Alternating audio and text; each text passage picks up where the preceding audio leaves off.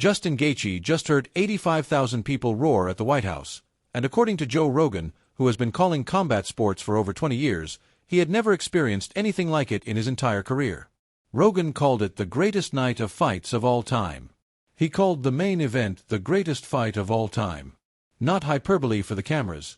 Rogan said it directly, that he is a hyperbolic person by nature, that he says things are the greatest all the time, but that this specific night had nothing even close to comparing to it. And while all of that history is being written in real time, Ilia Topuria is lying in a bed with a broken nose, fractures to both orbital bones, and eyes that still will not fully open, already asking for a rematch in Spain. Start with the numbers because they establish exactly how large this moment actually was. Rogan revealed that UFC White House surpassed 150 million views by Monday. Paramount Plus downloads jumped 276% above their prior 30-day average. Daily active users on the platform rose 34%. Those are not the numbers of a successful pay-per-view.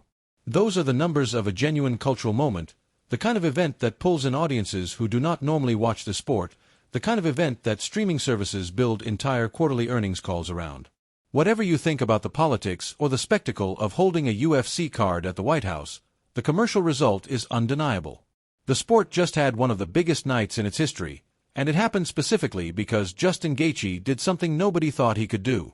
Rogan's breakdown of the fight itself, from the commentary booth, adds detail that deserves serious attention because he was watching it from the closest possible vantage point. He described Topuria as the most skilled fighter of the new generation, and the new generation, in his framing, as potentially the most skilled era the sport has ever produced. Topuria was the top of that mountain. And for most of the fight, according to Rogan, he was too much. He almost finished Gaethje in the second round. But then came the moment that Rogan identified as the turning point. Topuria's eye damage from the first 2 rounds compounding with the physical toll of trying to force a finish, and Gaethje finding the recovery that turned the entire fight around. By the 3rd round, Topuria had slowed dramatically. Gaethje started landing the shots that ultimately ended it. And by the end of the 4th round, Topuria's corner made the decision that ended his night. The injury report that has come out since the fight is more severe than most fans initially understood from the broadcast alone. Pablo Motos, a close friend of Topuria's, gave a direct account after visiting him. A broken nose. Fractures to both orbital bones. Eyes that still cannot open properly days after the fight. This is not the typical post-fight swelling that fades within a week. This is significant facial trauma that will require real recovery time before Topuria can even think about stepping back into a gym, let alone a cage. And yet, according to Motos, in the middle of receiving treatment for those injuries, with his eyes still closed, Topuria delivered a line that tells you everything about who he is as a competitor. Champions, when we fall hard. He is already talking about a rematch in Spain. The man cannot see properly and he is already planning his redemption tour. This is the part of the story that deserves the most attention, because the reaction from the people who actually understand elite-level fighting has been remarkably consistent, and it complicates the simple narrative that Topuria simply got beaten by a better fighter. Alexander Volkanovski, a man who lost to Topuria and has every reason to want the story to end with Topuria's dominance broken permanently, said publicly that he believes Topuria wins the rematch if he fights the right fight. His specific diagnosis was that the aggression that cost Topuria the first fight was the correctable variable. If Topuria does not rush, fights at better distance, sets the traps he is known for instead of abandoning his identity to chase an early finish, Volkanovski believes the outcome changes. That is not a small endorsement. That is one of the most accomplished fighters of this era looking at the tape and concluding that the loss was about execution, not about a fundamental gap in ability. Javier Mendez offered a different but equally important perspective when discussing what an Islam Makhachev fight against Topuria would look like after watching this performance. Mendez, who coaches Makhachev, said he identified specific weaknesses in Topuria's performance against Gaethje that Makhachev's camp would look to exploit, weaknesses he declined to detail publicly because, as he put it directly, they may have to fight him at some point.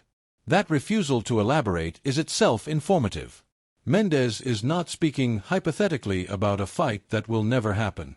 He is protecting strategic information about a fight he genuinely believes is coming.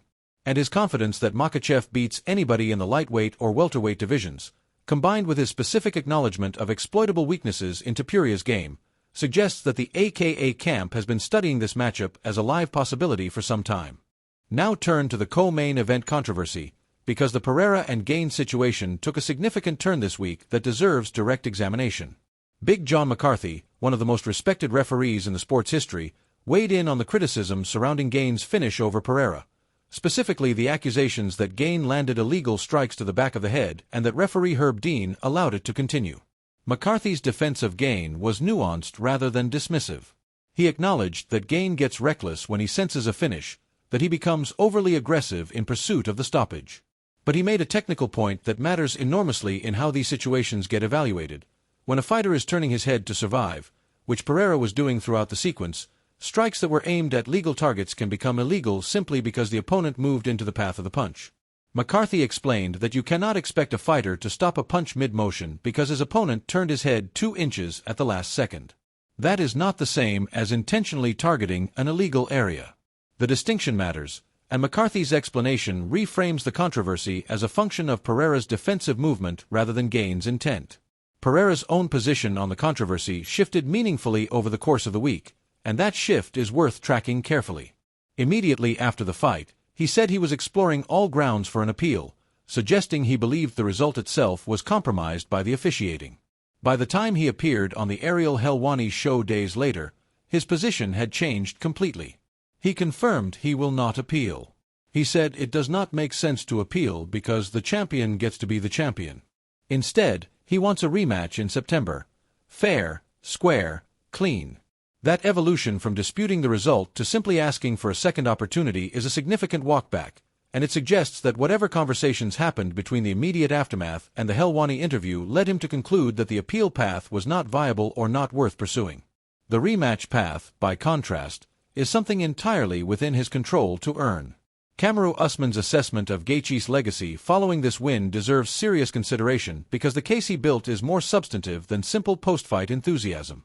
Usman argued that Gaethje is now the most decorated lightweight in UFC history. Not the best ever, he was careful to specify that distinction, but the most decorated. And the resume he laid out is genuinely difficult to argue against. Gaethje came into the UFC already holding a title from another organization, having defended it multiple times undefeated. Every fight he has had in the UFC has earned a bonus. He became the first 2-time interim champion in UFC lightweight history. He holds the BMF title. And now he holds the undisputed title. 5 distinct accomplishments stacked on top of each other in a single career, accumulated specifically because Gaethje has spent his entire run in the world's biggest organization fighting the hardest fights available rather than managing his path carefully. Usman's argument is not really about who would win a hypothetical matchup against Khabib or Nurmagomedov or BJ Penn. It is about the sheer breadth of what Gaethje has collected across a career that, for most of its duration, did not include the actual undisputed title he was chasing. The Daniel Cormier situation involving Eric Trump deserves a brief but direct mention because it produced one of the stranger news cycles of the entire week. Hours before the White House card began, screenshots circulated from Cormier's account appearing to show Eric Trump asking him for gambling advice, specifically whether the fights were rigged. The post was deleted quickly. Eric Trump denied any involvement and claimed the screenshots were AI-generated fabrications. Cormier's explanation, delivered directly on his own channel, was that his account had been hacked, that he had no knowledge of the post before UFC staff informed him about it at the event itself, and that he would never engage in or post about a conversation like that under any circumstances. Whatever actually happened technically, the incident reflects how fragile public trust in social media authenticity has become. A hacked account, AI-generated denial claims, and a major political figure's family member caught in the middle, all unfolding hours before one of the biggest nights in the sport's history. The UFC's broader 2026 calendar is taking shape with the announcement of UFC 330 in Philadelphia this August, where Islam Makhachev defends his title against Ian Gary in the main event, with Mackenzie Dern facing Gillian Robertson for the strawweight title in the co-main. Dana White's announcement style for this one was notably understated, more focused on his enthusiasm for returning to Philadelphia for the first time since 2019 than on selling the matchup itself. That is worth noting only because it suggests the UFC's promotional energy right now is still entirely consumed by what just happened at the White House. Everything else, for the moment, is secondary. Here is where all of this actually lands.